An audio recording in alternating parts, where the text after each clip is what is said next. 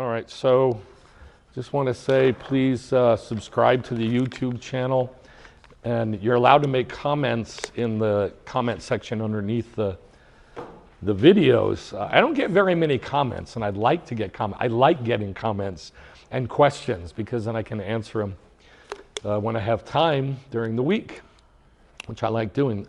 It's the first thing. The second thing is subscribe to the channel, like the videos, upload the videos, share the videos, do whatever you can with the videos. And the reason I'm saying, I'm not very good at self-promotion, but we need to promote the kingdom. It's very, very important that we promote the kingdom. We build the kingdom, not the church, the kingdom, the day of the Lord, the messianic kingdom. Because there's not a whole lot of people doing that, and we need to do it. It's very, very important. Eileen is doing her teachings on Wednesday night. We're going to start uploading those to the Tzion channel also, right? Correct. To the Tzion channel also. So Eileen's teachings will be up on the Tzion channel. So you can listen to those, you can write comments, you can write questions on there also.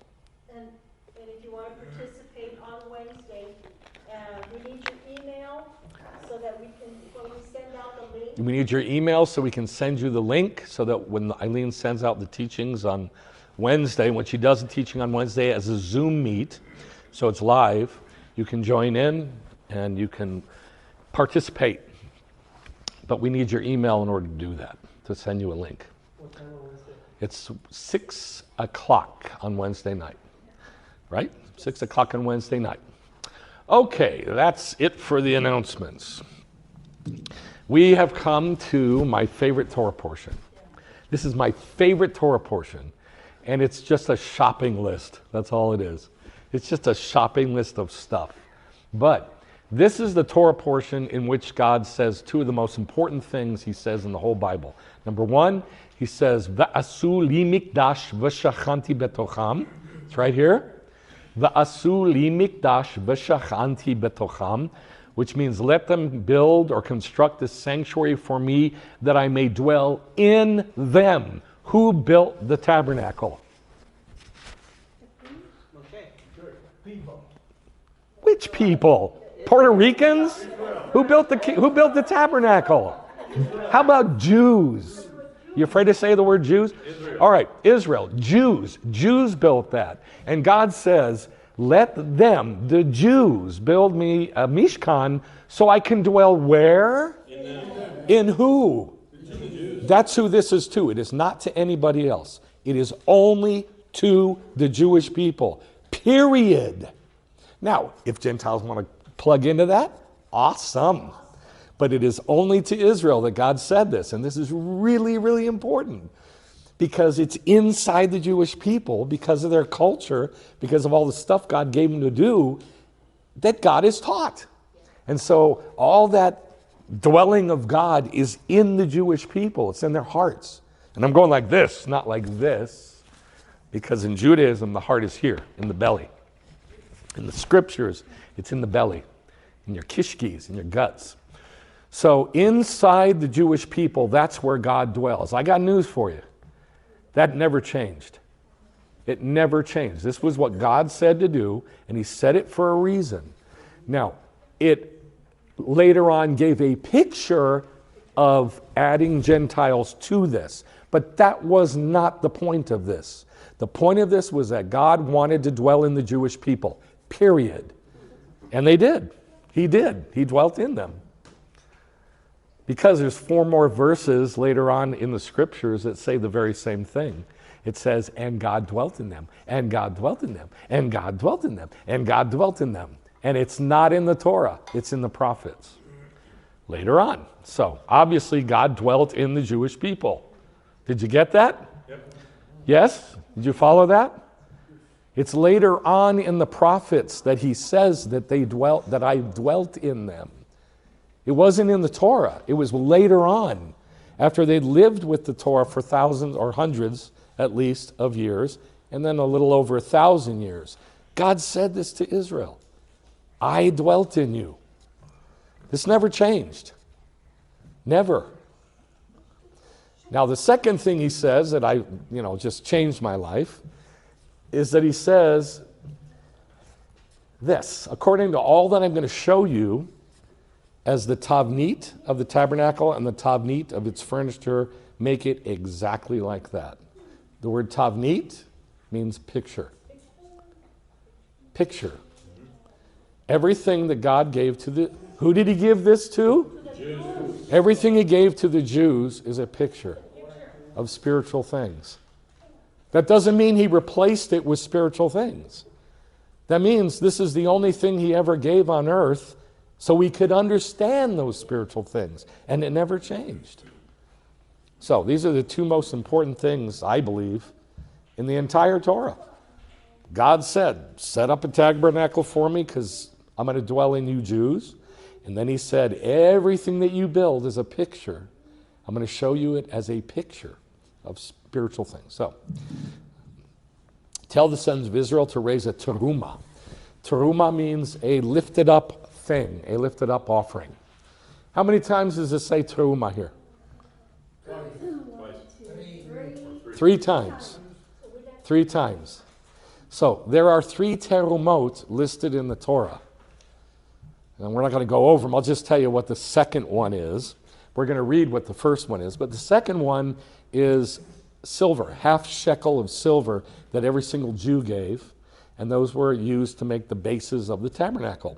Bases, by the way, were huge. They're this big, like a giant cinder block. And they weighed 96 pounds apiece. And there was 100 of them. That came from the second terumah. So raise a terumah for me from every man whose heart moves him to do it. My terumah, there's twice. This is the terumah, 3. He says that 3 times, so there's 3 terumot. That means plural of terumah. Which you are to raise from them. Gold, silver, bronze, blue, purple, and scarlet. Now, when we read these, your Bible may have torqued these all out of shape. And they've got all different kind of words, but these are the words that are from the original Hebrew. Zahav, Kesef, Nachash, Techelet, Argaman, Sheni. These are specific words in Hebrew, and so these are the specific words that they say. Gold, silver, and bronze. Now, bronze is the only one that's questionable. It might be copper, or it might be bronze. There's dispute in Judaism which one it is. Do you guys know what bronze is? Isn't it gold mixed No, with there's no gold in it. It's copper with, tin? yes, mixed with tin. So it could be copper, it could be bronze. And blue, and this is a very specific blue, it's this blue. Techelet, which is a sky blue, comes from the blood of a snail from the Sea of Galilee. And there's also some on the Mediterranean, but most of it's from the Sea of Galilee. Purple, which is the red mixed with the techelet, and scarlet. And the scarlet, anybody know where the scarlet comes from? No? It comes from the blood of a worm. So in Hebrew, it's sheni, which means worm.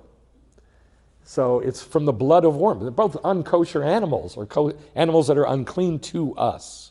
And that's where the colors of heaven come from. Now, you can't use blood of a person. You can't use blood of a badger or an antelope. It has to be the blood from this specific creature that God showed Moses. You see how specific everything is? Mm-hmm. So in other words, it's got to be the right color. It can't just be blue. It has to be the right blue. It can't just be purple. It has to be the right purple. It can't just be scarlet or red. It has to be a specific red. And the reason I'm saying this is this. If you go on the internet and you go, what does the tabernacle or the things of the tabernacle, what is it a picture of? If it's a Christian source, they say blood of Christ about 437 times in every article. Or salvation through Christ about 282 times. And they just say the same thing over and over and over, but that is so non-specific. I'll tell you why. What's the difference between the color of the blood of that snail and the blood of an antelope? They're totally different. What's the difference between the blue that comes from the murex, the snail, that they get the blue from, and blue dye that you, like indigo, that you go anywhere in the world and find? Completely different. And the big one, Christ is King. We know this from the purple. There's 400 different tones of purple. Which one is it? So, you see what I'm saying? That means there's 400 different pictures in purples. But there's only one purple that is argaman. And it's a specific shade, and it means a specific thing. So all this shopping list of stuff that God made is extremely specific. And they all picture very specific things for us. Fine linen, and many of your Bibles will say goat's hair. It doesn't say goat's hair. You know what it says? Goat stuff. Goats. Just goats. So what? They're supposed to like get the goats and what? Like shave them? Or I don't. It makes no sense. Here, I'm giving you goats. All right? Build a tabernacle with them goats. It just makes no sense. So here's what it means. They brought the goats, and from the hair on the goats, they literally spun the stuff off the animal. Isn't that weird? Like the cartoons. Like in the cartoons, right? Like they get the hair and they stick it in the warp or the woof and they start weaving and it comes right off the goat. Now, that's what the rabbis say, and it's the right picture, because in the scriptures it says just goats. So I say goat stuff. Ram skins dyed red. Tachash, it's got to be a specific red. Tachash skins, nobody knows what that is. None of the rabbis know what this is. If you look in many Bibles, some will say badger skin, some say beaver pelts, some say, I can't remember what else they say. Porpoise. Porpoise, right? Some say porpoise. We don't know what it is, but we know it was an animal that's unclean to us. But here's what the rabbis say. They say it was a brightly colored animal. Kind of like Joseph in his coat of many colors. That's what it was kind of like it had stripes of different colors. That's all we know. Acacia wood, got to be a specific wood. Acacia. There's 414 different species of acacia wood. It's got to be the right one. It's called shittim. Oil for lighting, spices for the anointing oil, and the fragrant incense, and onyx stones, and setting or appointing stones. You know that word, like you see in the Old Testament, in the Torah, where it'll say consecrated? It's a consecrate the priests, and they'll serve me. This is what you will do to consecrate them. That's this word, setting. So the stones were taken and set into like a holder. What do we call that now? A setting. Like a setting on a ring. That's this word. For the ephod and for the breastpiece. It's not breastplate. There's no metal on the breastpiece. It's all cloth made from gold, linen, blue, purple, and scarlet. And then God says, "Ve'asu li mikdash v'shachanti betocham." From this stuff. From this shopping list that he just gave. Then he says, now get all that stuff and build me a sanctuary and I'll dwell in them. The ones who built it. Isn't that strange? Not I'll dwell in it, I'll dwell in the ones who built it. Okay? And then he says, right after that, he says, let them construct a sanctuary for me so I can dwell in them. Make it exactly and precisely according to what I command you. Yes? Show you. That's correct. It's incorrect. He doesn't command anything. He says that I show you. So he's going to show Moshe what blue? Is it this blue? Is it this blue? Is it this blue? Is it this blue? It had to be the right blue, which means God showed him exactly down to the color what this thing was supposed to look like, colors, what this thing was supposed to look like. And then he says, incense, get incense to build this tabernacle. What if they mixed the ingredients wrong? Do you know how many ingredients were in the incense? Anybody know? 7, 13. Any other guesses? 613. Whoever said 7, did you say 7? No, he didn't. Who said 7? I did. 7, you're right. There's 7 ingredients. One of them is salt, which it doesn't list. But 7 ingredients. Well, how much? What's it supposed to smell? I mean, think about this. Like in 3 months, 6 months, say, we're going to have a mishkan that we're going to build, and we're going to offer incense. It's going to smell exactly like what? What I show you. Yes. So not only did he show him, like visually, he showed him the smells too. And the feeling, the texture of the linen and the wool and the different things that he had to make. Pomegranates on the bottom of the garments. Do you know what those look like? Do you know what they were made of? They were not gold. Those are the bells. Silver. They were not silver. They were not bronze. They were gold and silver, gold thread in the linen, red, purple, and blue wool. They were little, like pom-poms almost, made from that. But they had to feel the right way, or they weren't right. So it wasn't just visual, I'll show you. It was everything I'll show you. Smell, taste, sight, touch, everything. That changed my life. That changed my life. How do you think that changed my life? No, not artwork. You'd think that, right? That's what a lot of people say. God didn't command anything. He showed it.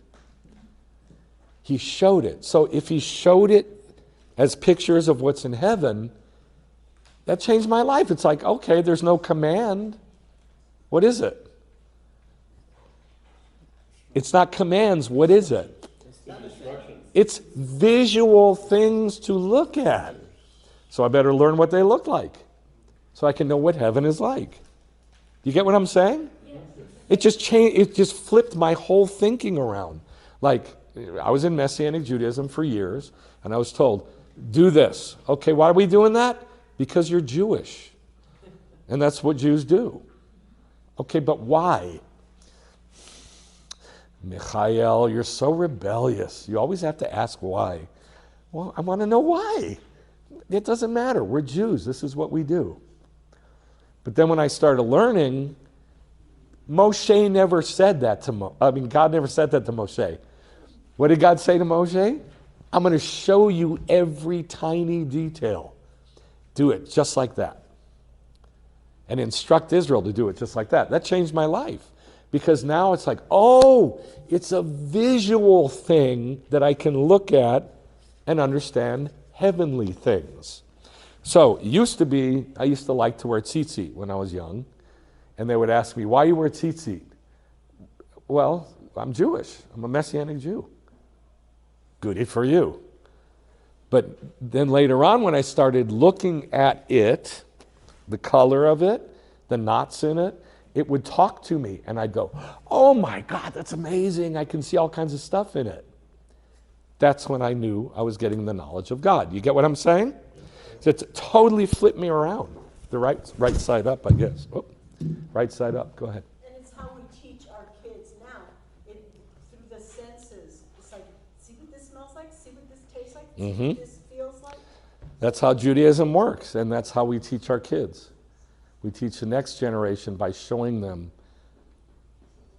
My favorite example is horseradish at Passover. Yeah. That's my favorite example because a 2-year-old can experience that.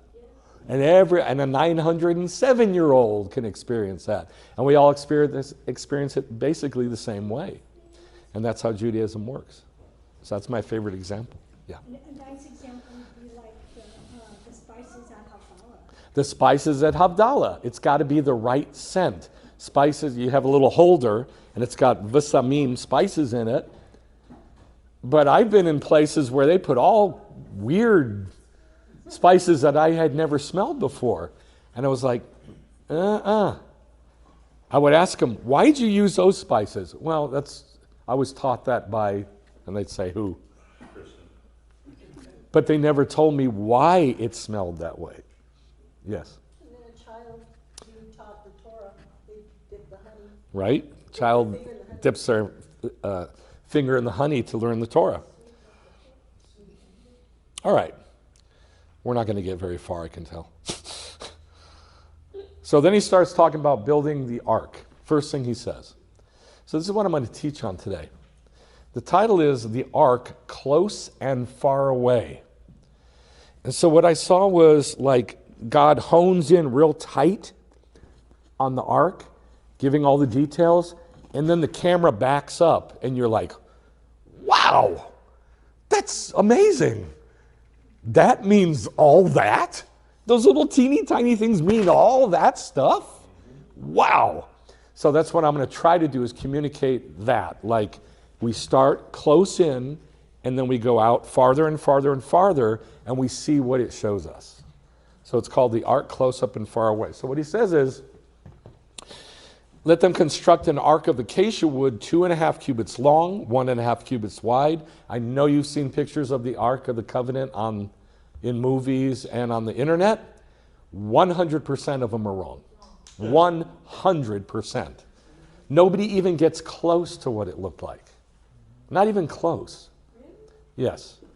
The number one reason is because, you'll see it. They have the staves going the wrong way, the poles. That's number one. Number two, they all have the cherubim way, way, way wrong. Not even close. Yes. Well, they had wings. You shall overlay it with pure gold inside and out. Now, this is what I'm going to focus on. That one little phrase. You shall overlay it with gold inside and out. So what do you picture? Like, do you picture like gold foil? Is that what it's called? Yeah, gold foil being put on a wooden box. Or maybe beaten out super, super, super thin. Right? A sheet of gold beaten out real thin and then applied or somehow, right? That's what most people picture. It's wrong. It's wrong. I'll show you how it was really done. Now remember, it's important. Why is it important? Because it's a picture. Of what? Something heavenly. It's a picture of something heavenly. Whatever that is. We'll see. So he says, you shall overlay it with pure gold, inside and out, you shall overlay it, and you shall make a gold border, flange, collar, edge. We don't know how to translate that in English. I know what it is in Hebrew, but to say it in English, it's hard to say. Around it, you shall cast 4 rings of gold for it, and fasten them on its 4 feet, and 2 rings shall be on one side of it, and 2 rings on the other side of it. So how big do you picture those rings? Huge. How big do you picture the rings? About 3 feet. Like that? Like this big. And you put poles through that fit into a thing that big? 1 pole. That's a lie. Most of you picture the ring like that. Come on. That's how all the pictures have it. Like a little ring like that. Every single picture I've ever seen, it's a little ring like that, isn't it? Yeah. So why are you lying to me? Yeah, you picture it only because I taught you different. You shall make poles of acacia wood and overlay them with gold, and you shall put the poles into the rings on the sides of the ark to carry the ark with them. All right, that's good enough. Except for one thing. He calls it the ark of the testimony or witness. And then, look how many times it says the word keruv, what they call cherub. Look how many times, I've numbered them for you. How many times does it say keruv? 7 times. 7 times it says the word keruv. This is really important. Because in God saying this, in him like telling Moshe about what he's going to show him about this ark, I keep going like this ark, okay? And then with the cheruvim on top, he says it 7 times, keruv. Now, anybody know what keruv means? What does it mean, though, the word keruv? You don't remember from last year during the sacrifices in Leviticus? No? It says over and over with every single sacrifice, it says you shall bring a nearness offering. It's the word keruv. Remember that? Korbanot. Korbanot. It's the same word. You shall bring a nearness offering. It means to draw near. Yes? So he says 7 times the nearness things. We translate it keruv. The nearness things, whatever those are, those angels, they are the closest thing to God's presence. So that they're basically making a model of God's presence. And there's these things that are right next to that presence. So they're called keruv, nearness. Does that make sense? Yeah. Okay. So here are the things that God says to build in this Torah portion of Terumah. Number 1 is the Ark of the Covenant. I've got 2 pictures here. I've got the Ark of the Covenant, and then I've got the Ark of the Covenant with its inner and outer box, which we're going to talk about. Look how big the poles are. Let's turn the lights off, please. Look how big the poles are on the Ark of the Covenant. And look at the angels. Their wings are spread out straight. Look at their legs. What are their legs like? They're like, no, not horse. They're called, it's a clean animal, a sheep or goat leg. So they have a ram, like a ram's leg. And so they have the hooves and legs of rams.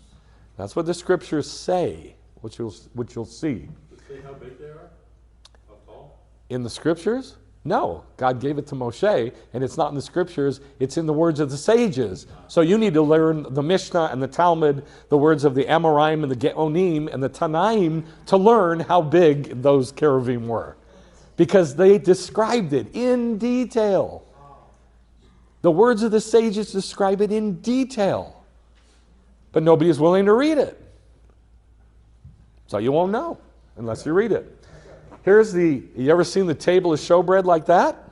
Yeah. That's what it looked like. The table of the bread of the faces, because it doesn't say showbread, from the floor was this tall. It was as tall as a man. Well, maybe here. And these big, huge loaves, which face each other, they have faces like this that face each other. See? These are the 12 tribes. There's 12 loaves, 1 for each tribe. But they're facing each other. So this is a picture of Israel. And the bread was changed every Shabbat. Now look at the difference in the poles from the ark and the table of the bread of the faces. Which one's bigger? The one on the ark. Way bigger. You were right. They're this big. The rings are this big and the poles are this big. 12 inches or so? No, not 12 inches, about 8 inches or maybe 9 inches in diameter. That's a big pole. And look which way they're turned. In every picture you'll see the poles going the wrong way. They're going the long way. They did not go the long way. They went the short way. How do we know this? It's in the words of the sages. So if you don't know the words of the sages, you cannot know what this thing looked like. It's impossible.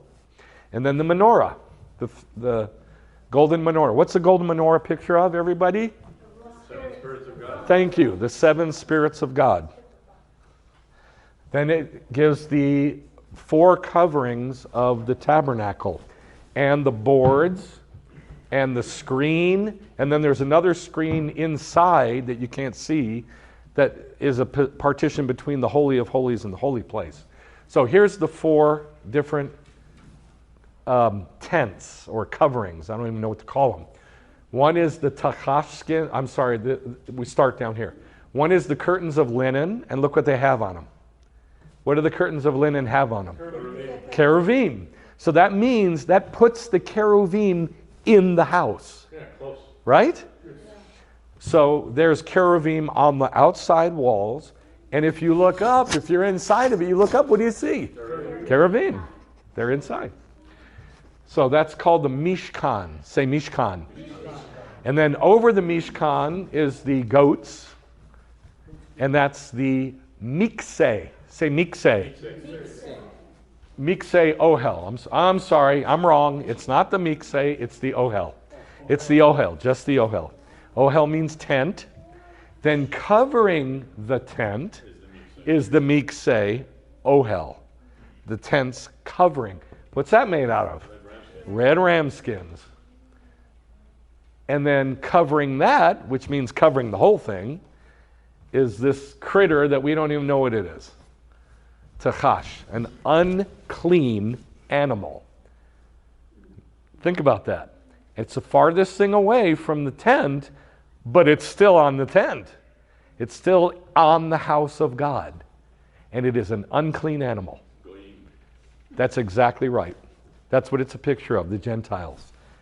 They're kind of far away from it, but they're still in the house, man. That Tachash skin is still on the house. That's the Gentiles, which I'll show you. I'll prove it. I don't say anything without proving it. And then the boards, I don't know if you know this. I don't have anything to show you.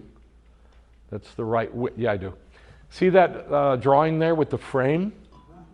The first one near the corner? That's how wide the boards were.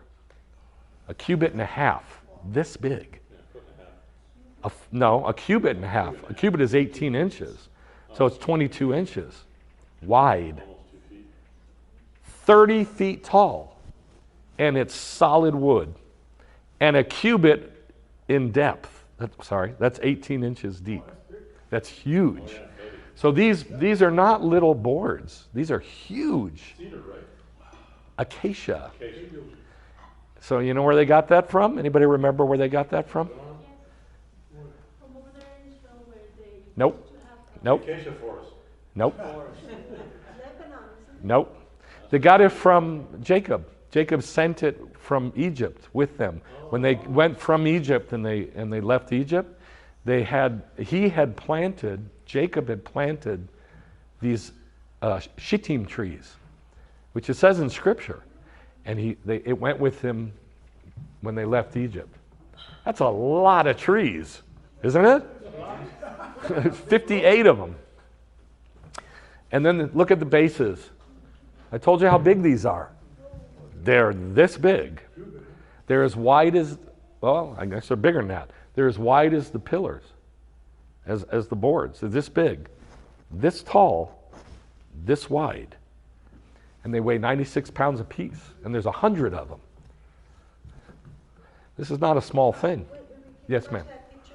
I was thinking about the letter bet and how the bet is 3 sides, and I'm thinking that Okay, you're going to want to save that. You're going to want to save that. You'll see why. You're going to want to save it. All right, number 12, the bronze altar. You ever seen the bronze altar like that? That's what it looked like. It had a little ramp that they would walk up. There had to be a ramp to approach it. No stairs, because God says in the 10 words that we read 2 weeks ago, the last thing he says is, do not build an altar with stairs, with steps, whatever you do, because your nakedness will be exposed as your offering. No good. Wrong picture. All right? And then the curtains for the court, 100 cubits by 50 cubits, but at the front of it, there's a 20 cubit gate. And that's made from the gold and purple and scarlet and linen. All right, so this is a big operation, my friends. Now, next week's Torah portion, there's also a bunch of pictures that God gives. Not as many. How many did he give in this week's Torah portion? I just showed you. 14. Thank you for one person paying attention. How many? 14. Next week, there's 8. Next week, there's only 8. But look how it's broken down. Garments of the high priest, garments of the ordinary priest, garments of the high priest on Yom Kippur, and then some other stuff.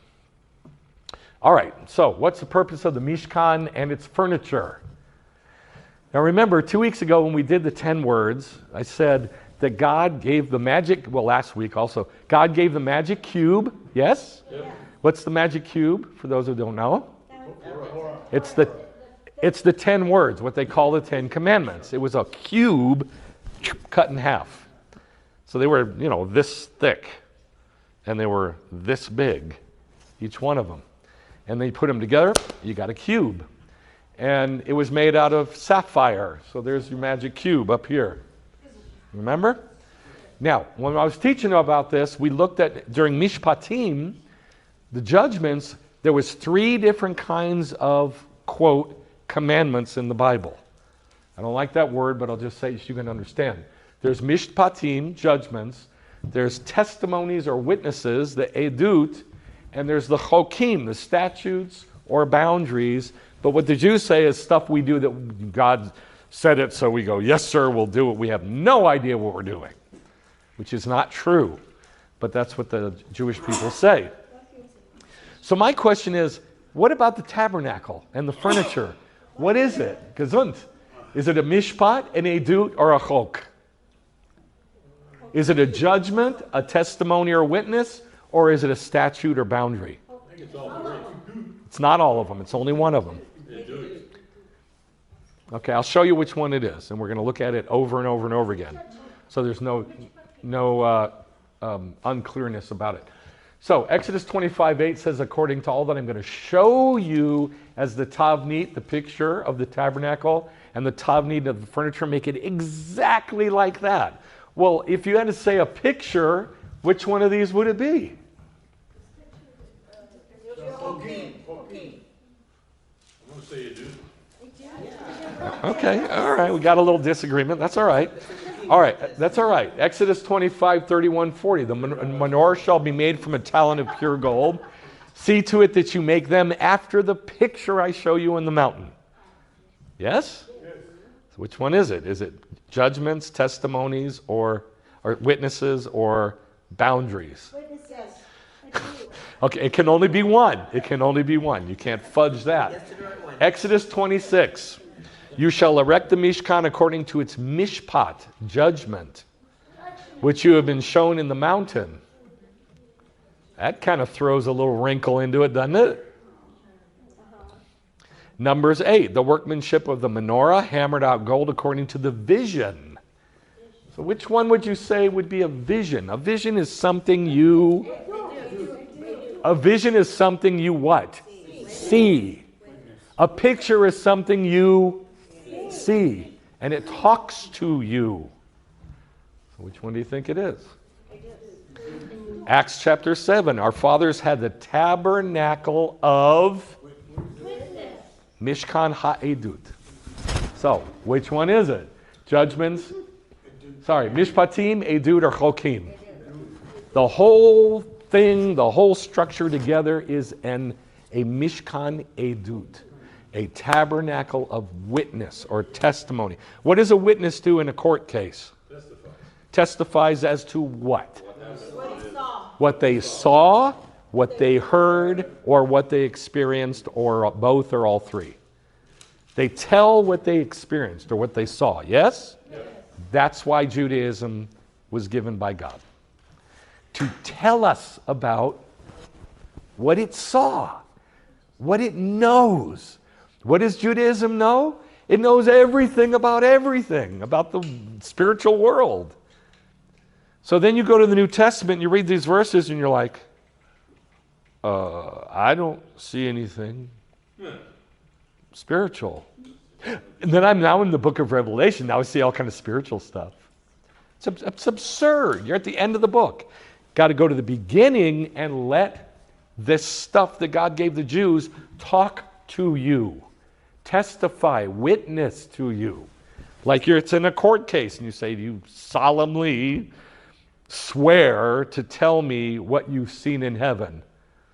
And then Judaism says, I'm going to tell you the truth. You may not like it, but I'm going to tell you the truth. Here's what I saw. And then you learn about spiritual stuff. Does that make sense? But they had to build it first. Right? Yeah. You got to do first. You got to build it first. You got to do it first, and then it talks to you. How many of you do the morning prayers? I'm not talking about morning prayers. I'm talking about the morning prayers that God gave the Jews to do. You got a prayer book, and you go through the morning prayers. That's the start. That's the beginning. You got to do it first, and then it talks to you. So it's a tabernacle of witness. Hebrews 4 through 5. Now, if Yeshua were on earth, he wouldn't be a priest, since there are those who offer according to Torah. Did you pass out the notes, by the way? Yes. Okay, thank you, sir. Who serve a copy and a shadow of heavenly things. Now, it doesn't say that in Greek. You know what it says? Who serve as a copy and shadow of heavenly things. What's the copy and shadow of the heavenly things in that verse? Nope. You didn't see it. Now, if Yeshua were on earth, he wouldn't be a priest, because there are those who offer according to the Torah, who serve as a copy and a shadow of heavenly things. What are the heavenly things? The priests. The priests serve as a copy and a shadow of heavenly things. What does that tell you? What does that tell you is in heaven? Priests. That's why God gave Jewish priests. They're a picture of heavenly priests. Somebody name me one of the heavenly priests.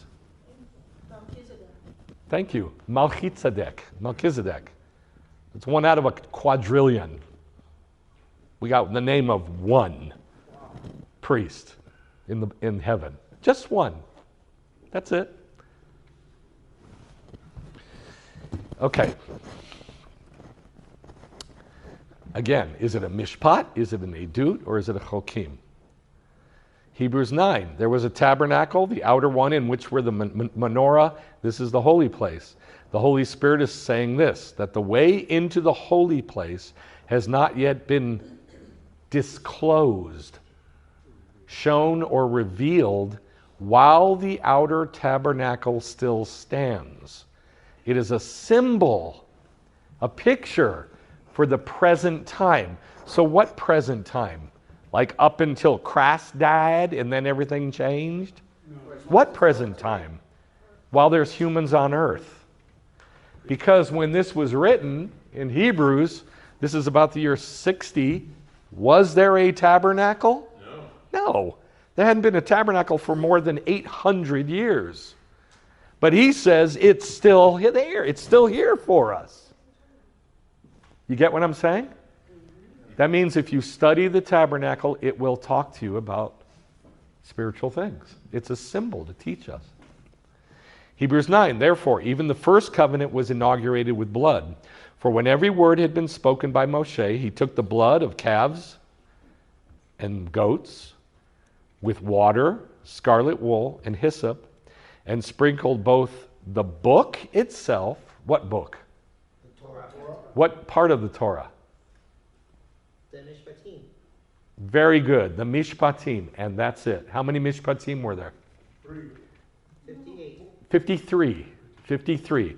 There's 53 Mishpatim and the 10 words. That's all that was written in the scroll at this time. He read that aloud, and then they cut the covenant. Remember, this was from last week, from Mishpatim. Nope, it was 53, and the 10 words. In the same way, he sprinkled the tabernacle and all the vessels of ministry with the blood, so it was necessary for the copies of the things in heaven. What was sprinkled? What was it sprinkled on? What was sprinkled with blood? The scroll of the covenant. What else? The tabernacle. What else? The vessels. What else? And what people? The Jews.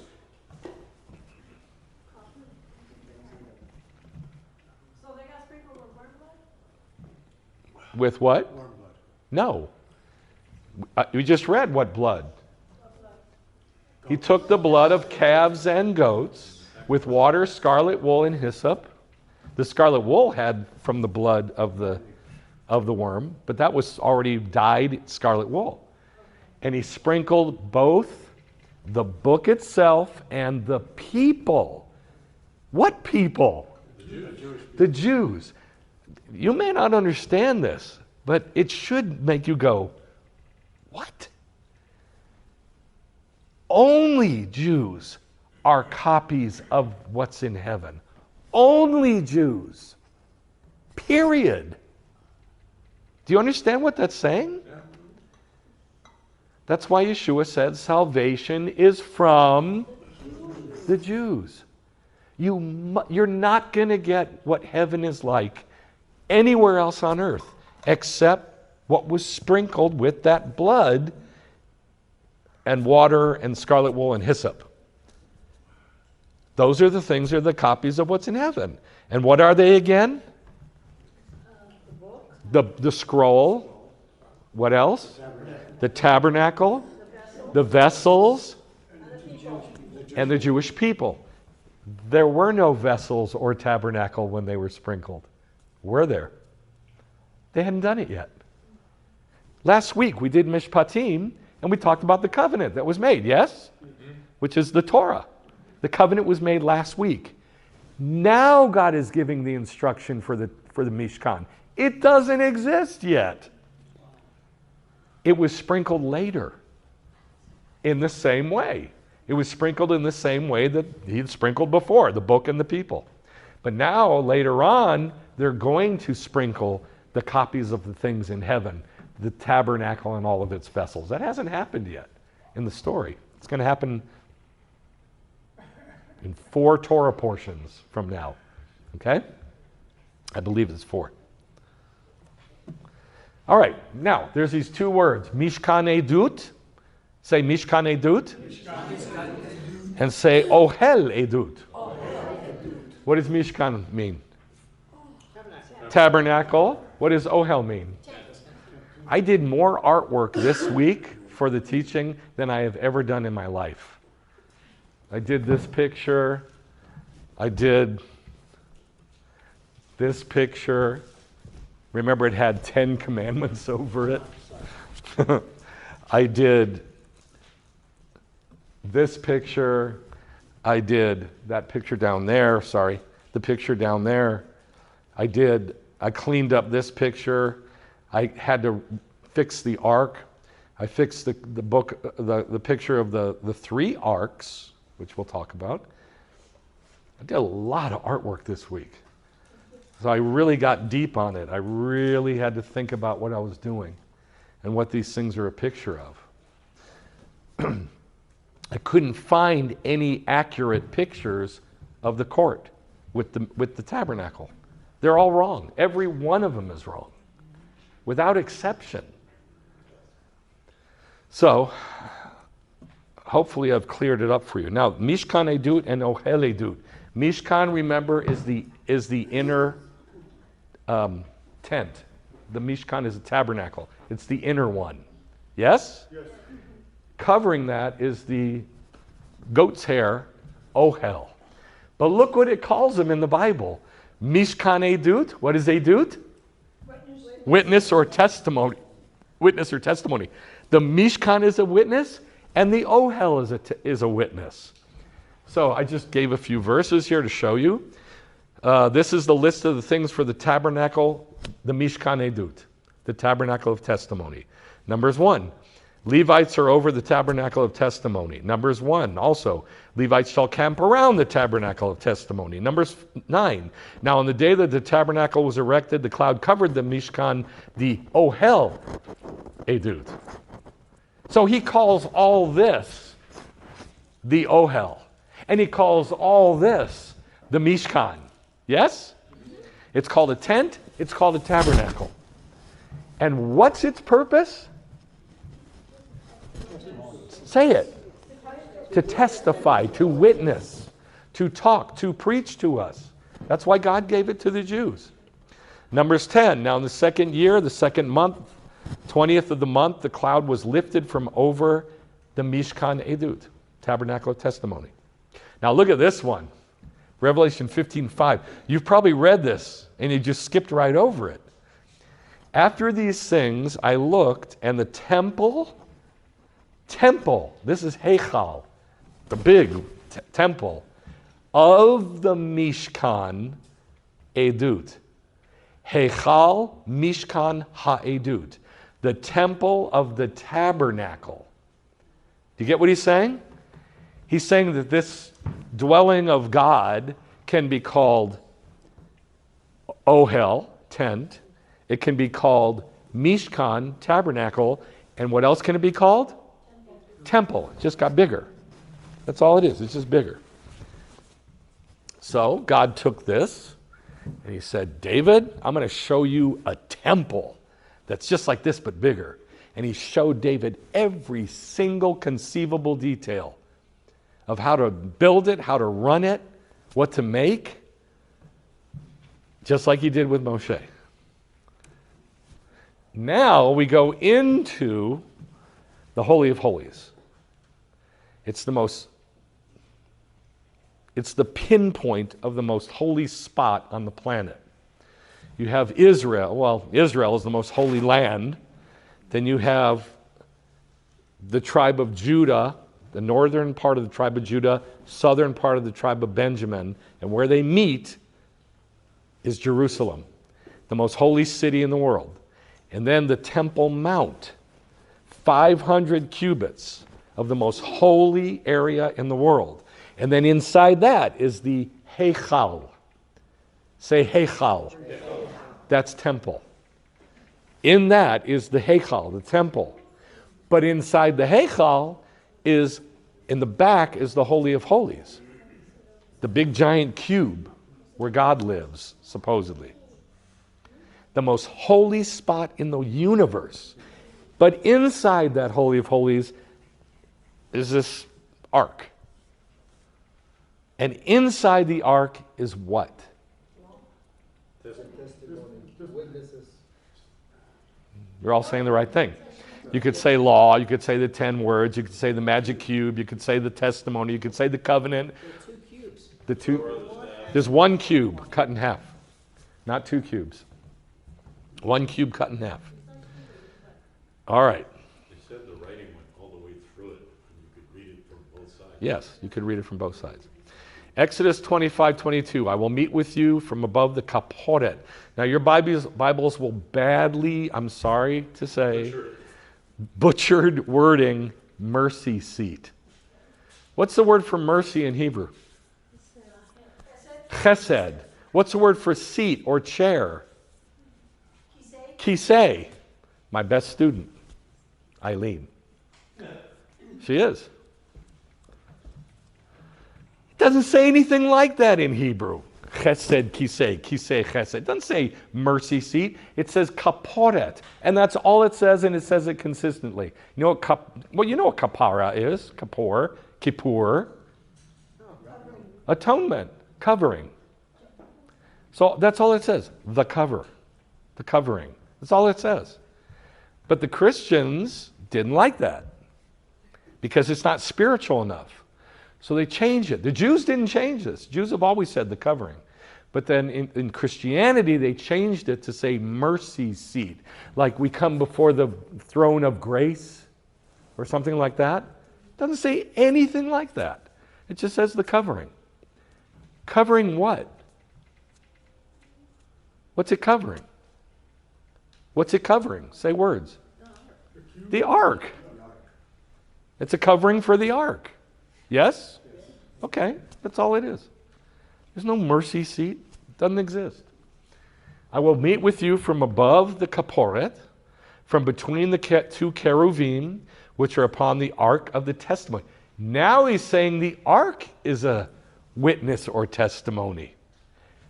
And look how he said, and by the way, these are not all the verses that say it. I just picked a few. Exodus 26, ark of the testimony, says it twice. Exodus 30, that is over the ark of the testimony. Exodus 30, with it you shall anoint the tent of meeting and the ark of testimony. Exodus 31, the tent of meeting, the ark of the testimony, and the kaporet, and all the furniture of the tent. He's talking about sprinkling it. Exodus 39, the Ark of the Testimony and its poles and the mercy seat. Leviticus 16, he shall put the incense on the fire before the Lord, that the cloud of incense may cover the kaporet on the Ark of the Testimony. This is just a few. So we have that the whole tabernacle is a witness, a testimony, yes? And now we have that the Ark is a testimony, a witness. What is it witnessing of? Heaven. What part of heaven? What about heaven? So like what? This is heaven? The throne. But remember I said you have the temple, and you have the holy place, and you have the Holy of Holies, and you have the Ark, and you have the inside of the Ark. So it's What's going to be in heaven? It's way more specific than heaven or what's in heaven. What part of heaven? God's chariot. What's in heaven? You see what I'm saying? It's way more specific than that. Gesund.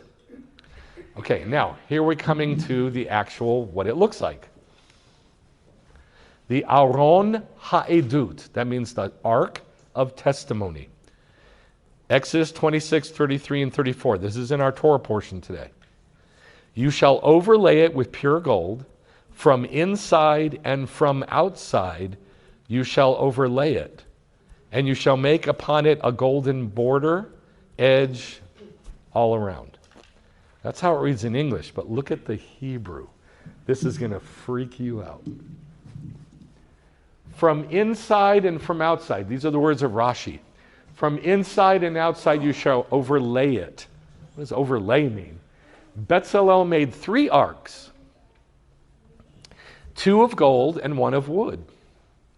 Each one had 4 walls and a bottom, and they were open on the top. He placed the wooden one inside the golden one, and the other golden one inside the wooden one. He covered the upper rim with gold. Thus it is found that the wooden one was overlaid from inside and from outside with gold. Now that all makes logical sense, yes? Yeah. You got the inner ark with the rim on top, so it covers the wood on top. You have the ark that's made out of shittim wood, and then you have the outer ark. Yes? Yeah. Now, I don't know how thick the gold was. It was probably not very thick at all. But it was basically 3 arks. But look what it says in Hebrew. Eileen, here's where you're going to want to really pay attention. Here's what it says in Hebrew. And we go from right to left. And overlay on him, which is what it says in Hebrew, oto, and overlay on him gold pure from house of. What? That's how you say inside in this verse. Overlay it on the inside. It doesn't say inside. Inside is betochem. And there's 2 other ways to say it too, but it doesn't say that. It says, and it's the only time in the Bible that this phrase is used for inside. Mibait. Mibait. Mibait. From the house. Wow. From the house. Bait. That's the inner ark, is mibait. Gold pure from the house of, and outside overlay him, and make on him a border gold around. So I read that and I go, who? The arks of hell. Who? Mashiach. But there's 2 here. There's 2 who's. Overlay him, that's the inner one, mibait. Overlay him, titzpinu, and make on him a border of gold. Make on who a border of gold? So we got v'titzpita, and overlay him, oto, on him. That's 1. From the house of, and outside overlay him. So the outside guy is overlaid also. And then you got a 3rd, whoever it is, on him a border of gold around. Now here's the border. Is it on the inside or outside? Inside. Inside or outside? It's on the inside. Inside. It's on the inside one. So we got 2 arks we got to figure out. Who are they? There's three, but we got to figure out two of them. Who are they? Because it says him. So would it be Messiah ben Joseph? Well, no. You immediately jump to Yeshua. Okay, wait. Okay, could it be that it's like the Olam Hazeh and the Olam? No, just think about that word that you wanted to talk about, bait. Why does it say mi bait for inside? Mi bait, in the house. Whoever this is, baby, he's in the house. Yes? Yeah. Okay. Moshe. God. All right, so we got an inner box that has a rim to cover the aron. Aron means ark. We have the shittim wood. Wood is the aron itself. And we have the outer box that has the rings for transport. That's the only thing that makes them different from each other. Is that What? Aaron spelled the same as the son, Aaron, the guy? No, that's Aharon. Aharon. This is Aaron. So this is what we know. It's just, we know this, that God is three, but he's also one. By the way, the word Trinity does not exist. Didn't exist until Latin came along. You don't want to go that way. So God is three, but he's also one. But Israel is three. And there's also one. And you know, at Passover, when we have the three matzot, the Jews say, that's Israel. What are the three parts of Israel? Say it again. No, Israel. What are the three parts of Israel that are the three matzot? The priests, the Levites, and the people. So Israel is three, but is one. And God is three, but is one. But we're looking at something else here.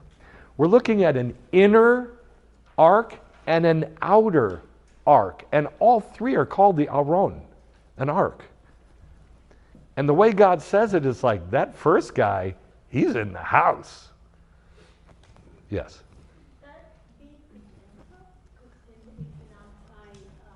All right, hold that thought. I did this artwork too this week. This took hours and hours and hours. This was tough. So this is in the temple. This is not in the tabernacle. Once it's expanded, once the tabernacle is expanded and made bigger, you have the Ark of the Covenant in there with the two cherubim on top. But then it says that there were 20 cubit by 20 cubit wide, tall cherubim. Two of them. 20 cubits, that's 30 feet. 30 feet across, 30 feet tall. Sculptures of the cherubim. And then on the walls, it says in Kings and Chronicles that there were cherubim and palm trees carved all around the whole inside of the temple. So now we got cherubim surrounding the inside of this, and I've heard it called throne room. That is disgusting. Nowhere in the scriptures does it say that. Nowhere. This is not a throne room. Okay? So we have cherubim surrounding it on the inside, just like there was in the tabernacle. Remember? If you looked up, what did you see? Cherubim. All right? So in the temple, it's the same thing. It's just much, much bigger. Kodesh HaKodeshim was 20 by 20, a golden cube with ark and the kaporet. What's kaporet? What's the kaporet? Covering for what? For the ark. As well as two 20 by 20 cherubim, and many cherubim covered the walls. I really like this drawing. The floor was covered in gold. Oh, okay. Says that in scripture.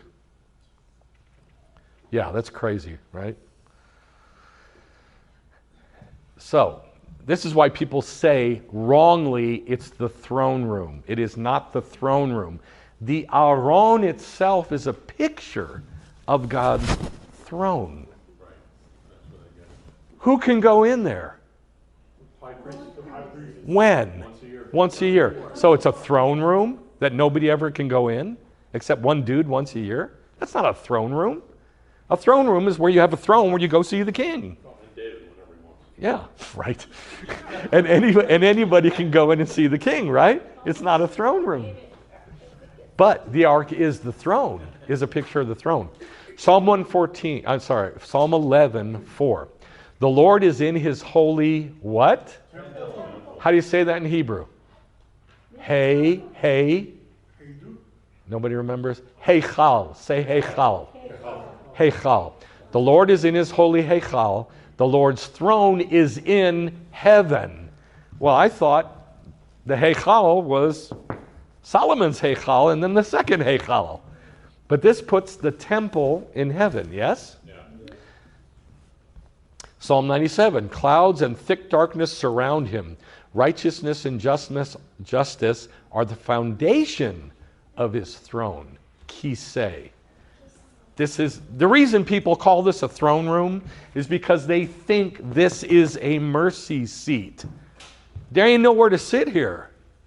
Nobody sits here. So it's not a throne, but in heaven it is. But not on earth. I don't know if you understand what I'm saying. I can't tell if you get what I'm saying. Do you understand what I'm saying about this myth of the throne room? Yeah. Psalm 103. Is it because it's called the Holy of Holies? That people have assumed that? No, they call it a throne room because they've called this the mercy seat. It's not a mercy seat. What is it? It's a covering. A covering for what? Okay, guys, come on, get with me. What is it called in Hebrew, that thing that's on top? What's it called in Hebrew, this thing? Everybody say it together, please. Kaporet. Kaporet. Okay, what does kaporet mean? Covering. Where is there a seat to sit down? So it can't be a throne room. But they've called it a mercy seat, so they call it a throne room. It is a myth. It's a myth. It's not a throne. But in heaven, it is his throne. But not here. Isaiah 6, in the year of King Uzziah's death, I saw the Lord sitting on a throne, high and lifted up, the train of his robe filling the Heichal, the temple. Where was Isaiah when he wrote this? Or when he saw this? Where was he? I heard two people. Where was he? You're dying on me. Where was Isaiah when he saw this? I saw the Lord sitting on a throne, high and lifted up, the train filling the temple. Where was he? He was in the kingdom down by the river. He was in heaven. He was in heaven. He was in heaven. Isaiah 66, heaven is my kisei, my throne, and the earth is the footstool of my feet. Where then is a house you could build for me, and where's the place that I may rest? It is a good song. Daniel 7, I kept looking until thrones, plural, were set up. And the Ancient of Days took his seat. His garment was white as snow, the hair of his head like pure wool. His throne was on fire, and its wheels, it's what? It's wheels. God's throne has wheels. Where are the wheels? Those ring thingies. Right, the rings. You can't see it real well. The rings. Can't see it there real well. There you go. Look at the rings. Those are the wheels. Because they're right next to the cherubim.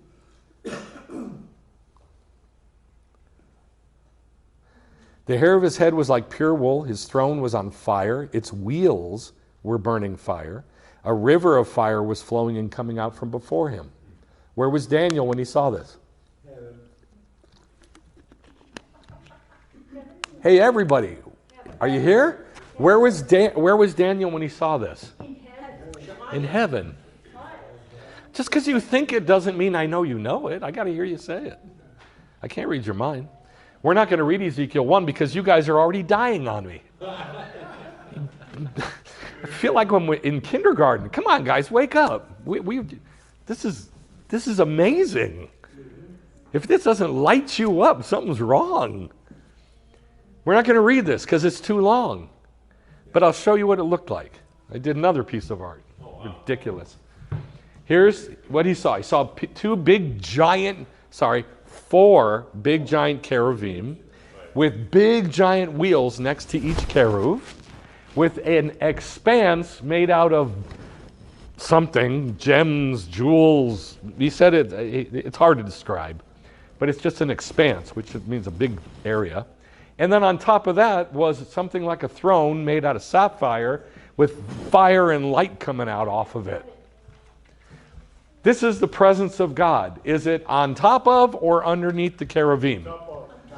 That's where the voice of God came from when you were in the Holy of Holies. When Moshe was in the holy place, outside the room, every day he would hear God. And that voice came from right above, in the middle of the cherubim, right above their wings.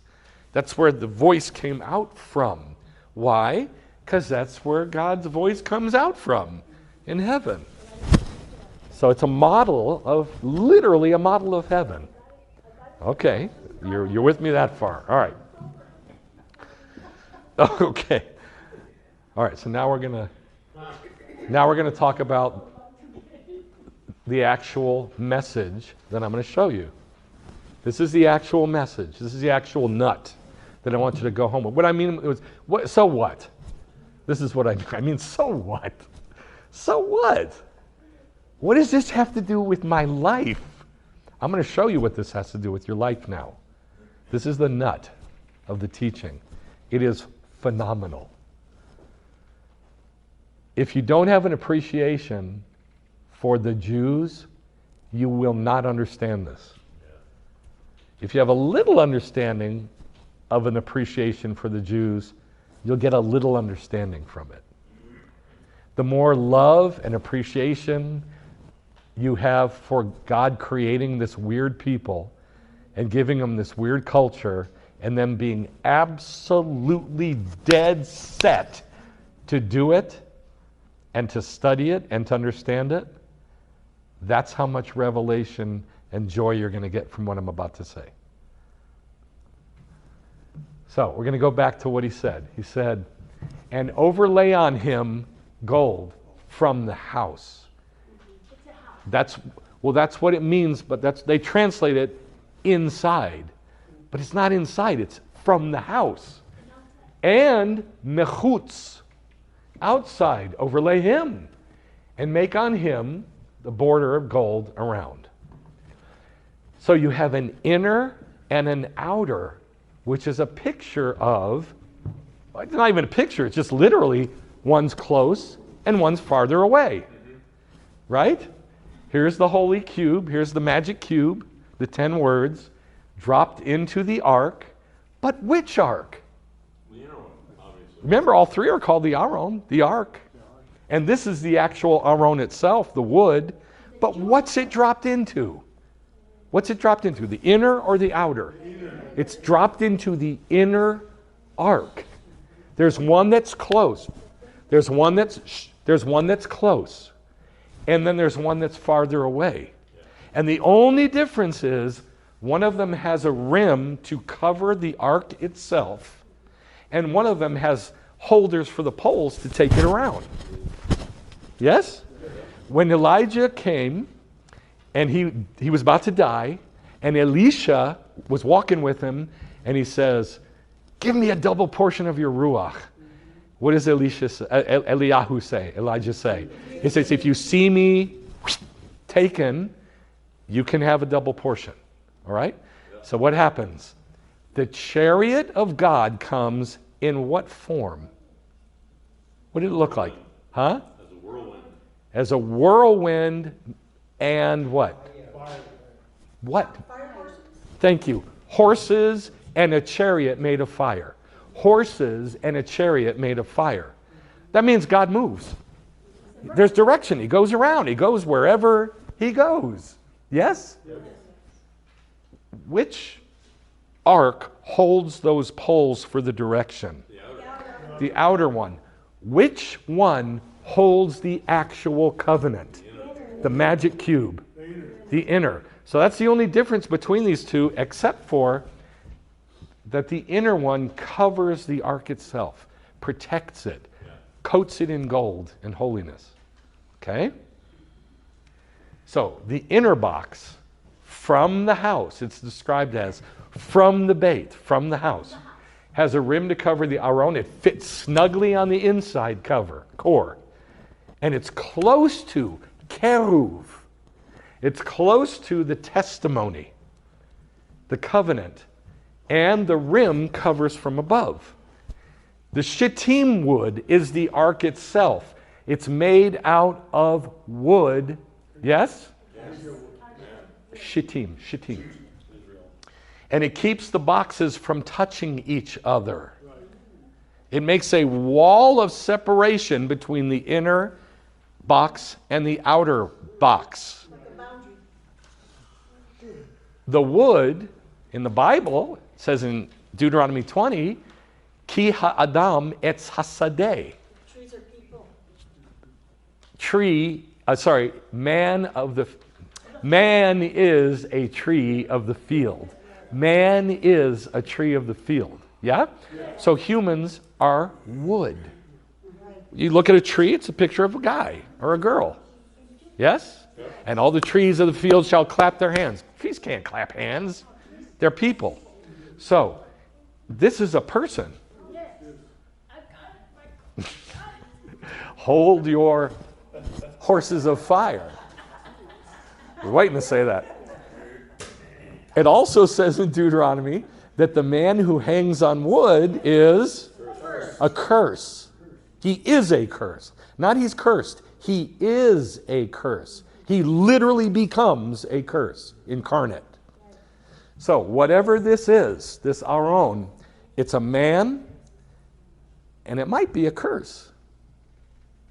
And it separates between the inner box, in which is the covenant of God, and the outer box, which is supposed to give direction, like supposed to flow wherever those priests go.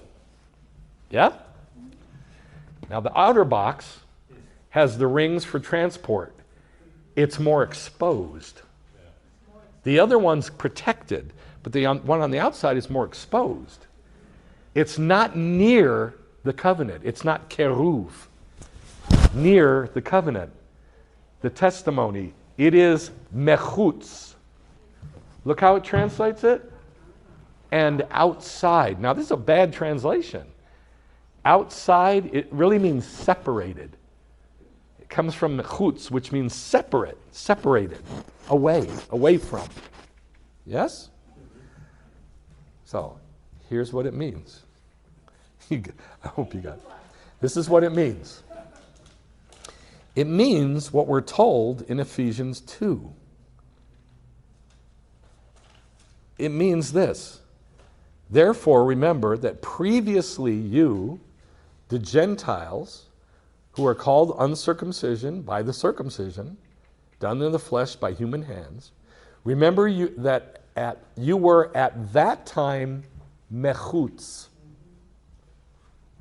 That's literally what it says in Hebrew. I checked it. They have an actual Hebrew New Testament. I don't know how accurate it is, but these are Jews and they translate it into Hebrew, and it uses the word mechutz.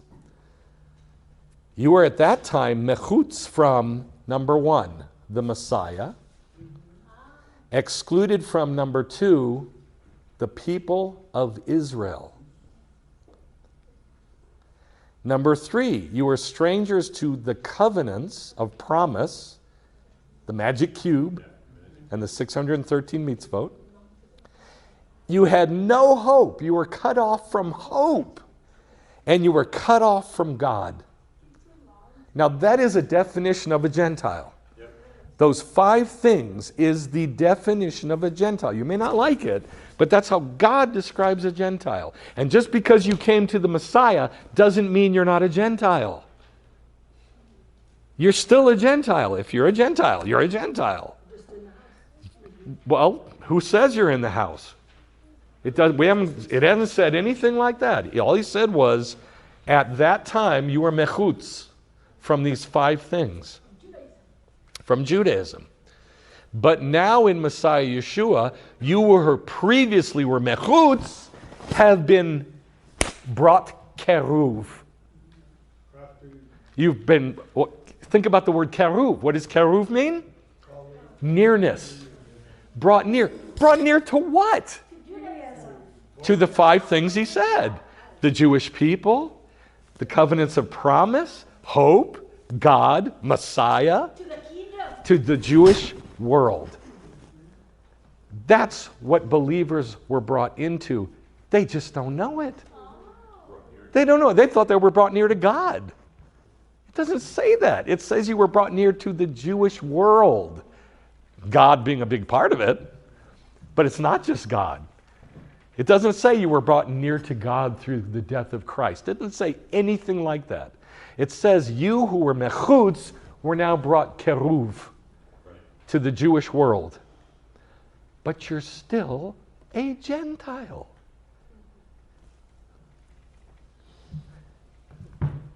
Did this 3-box order somehow change? No. When Jesus came, all of a sudden the 2 boxes, the one on the inside and the one on the outside, merged into one new box. No. You still have it set up just like this. The body, this is, remember, the ark of the what? Testimony. It preaches to us. It talks to us. It didn't change. It just keeps talking. And what's it talking about? It's talking about 2 different boxes. One inside, close, one outside, mechutz. You've been brought near to what? To those 5 things. By the blood of Messiah. For he himself is our shalom, who made both into one and broke down the barrier of the dividing wall. So what? I guess it's good that there's no ark. There's not going to be an ark.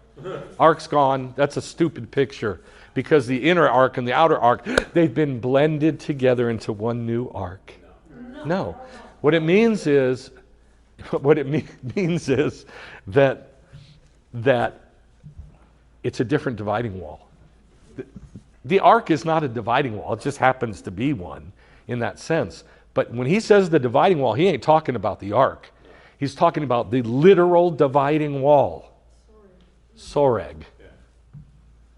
There was a wall that they invented. It was not in the tabernacle, was it? Was there anything in the tabernacle that kept Gentiles out? No, it was just one fence. So what they did was in the second temple, they put another wall around the wall called soreg. It's about 4 feet tall, made out of wood and stone, and there were these markers every so often that said, Gentile, you may not pass this mark, or we will kill you. Penalty of death. If you come across this boundary unclean, you're taking your life in your hands. That's soreg. That was never the right picture. God wanted the Gentiles to come. He invited the Gentiles to come into the Jewish world. But then they set up this soreg, and this says that he broke down the barrier of that dividing wall by abolishing in his flesh the hatred. Curse. How did he abolish this in his flesh? The law, dot, not Torah. Dot means the law as a curse. Torah means law as instruction. Composed of mitzvot in mishpatim. So how did that get abolished? The part of the law that is in mishpatim and mitzvot, that's hatred and angry and nasty and hostile to you. How did that get abolished? Put to death. How did it get put to death? How did that stuff get nailed to the cross? It's written stuff. The Word became flesh. So the curse of the law, remember we talked about it last week, became a dude. But the pictures in the law also became a dude. And the part that is the curse, was killed. And that's what it says here. Because he was hung on a tree. Because it was hung on a tree. And anybody who's hung on a tree is a curse. Right. So that in himself he might make the two one new man. So what should that one new man look like? Israel and Jordan. Jew and Gentile together. What should it look like, though? Jew. Israel. What should it look like? Look like Israel. No, it should look like Israel. Because he said he's inviting both Jew and Gentile into what? One Israel. Into what? Messiah, the people of Israel, strangers, the covenants of promise, hope, and God. That's what everybody's coming into. It doesn't say coming into God from all the nations with all their mishigas. It says coming into Judaism with all their mishigas. That means craziness. Yes? So what should the new man look like? Should look like Judaism. Both Jew and Gentile doing Judaism. Because that's what they're being invited into. You get what I'm saying? So you got an inner box, that's the Jews, and you got an outer box, that's mechutz, far away. But you put them together with the Messiah, and it's both. All three of them are the Ark of the Testimony. All three of them together are the Ark of the Testimony. If you just had the outer box, what is that? It's nothing. If you had just had the inner box, what is that? It ain't nothing. It ain't going to do the job. You must have all three together. But it still looks like the Ark of the Covenant. It didn't change into some new, it shall be one new ark. And now the ark changes styles all the time. When it's in Puerto Rico, it's a Puerto Rican ark. Right? It's crazy. It's all the nations doing Judaism because that's what we're all being invited into. You get what I'm saying? Yes. The second word there. The second word, oto, Oto. There's the on olive. him. Yes, on him. But it's the olive and the tav. Which Yes, is the olive and the beginning tav. And the end, which is showing us from The aleph, the beginning, the first letter. Tav, the last letter. The aleph and the tav. which is basically it means completeness, but it's a picture of God. It's a picture of God, aleph and tav, first and last. But then look at the last letter. The vav, which is Vav, which is bringing in. the hook to hook them to us together with him. But it also means man. And then right there where it said outside house, that's telling you that those are the Gentiles, the outside. Yes. You get the Torah inside Israel, in the heart of Israel. And like the house is cool too because it starts with the mem and then which makes it personal. And then you get the bet and it ends with the top. Mem doesn't make it personal. Mem means water or who. What makes it personal is a yod on the end. That makes it personal. Okay. Good try though. Okay? I'm going to say this again.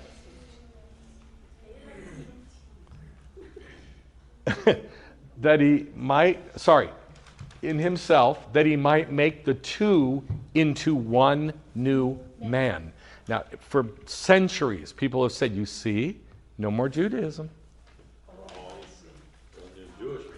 Now it's one new man. Well, what does he look like? Is he circumcised or uncircumcised, this new man? He better be circumcised. And it doesn't matter if you're Jewish or Gentile. One new man. What does that man look like? Establishing shalom, that he might reconcile. Where am I? I got lost. Look, they might reconcile them both in one body. What body? Israel. Israel. What does that body look like? To God through the cross. By the cross, having put to death the hostility. And he came and preached shalom to you who were mechutz, And peace to those who were keruv. For through him we both have our access in one spirit to the Father. So then, you're no longer strangers and foreigners, but you are fellow citizens with the holy ones. Who are the holy ones? Israel. And are of God's house. Mibait. Also Israel. That's how you say of God's house. Mibait. You are mibait. Gold, pure, mibait, from the house. Now, yeah, that's talking about the inner one, which is Israel. But now both Jew and Gentile can be part of mibait, the house. Yes? Yep. In the house, baby. So here's how I read it. Well, look at the picture first. Here's Yeshua. He's inviting those on the inner court, the Jews, and those who are outside Soreg, this is Soreg, into what? Into the Torah, into Israel itself, into the temple, into Judaism. Inviting both Jew and Gentile into Judaism. So isn't that awesome? So this is how I read it. You were separate from Messiah, Israel, the covenants of promise, without hope, without God. But now in Messiah Yeshua, you who are previously far away from those things have been brought near to Messiah, Israel, the covenants of promise, hope, and God by the blood of Messiah. For he made both into one and broke down the barrier of the dividing wall to reconcile them both in one Jewish-looking body. He spoke peace to you who were mechutz and peace to those who were keruv. That's the end. That's pretty amazing, right? All that from this, from one line of text. But if you don't know how to define your terms, you'll never see these kind of pictures. You got to know how to define your terms, how the scriptures define their terms. The only way to know that is to know what the rabbis say. That's how we know what it looked like, from what the rabbis said. This is why the words of the sages are so important. They show us what things looked like, how they were done. Let's pray.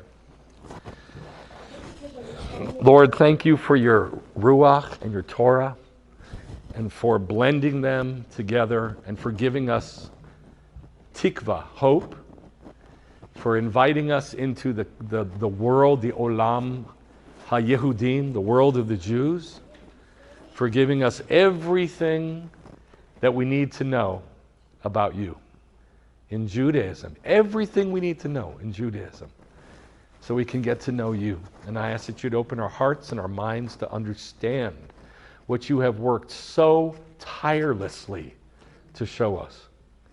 In the name of Yeshua, thank you for your Ruach Abba. Amen. Let's do Kiddush.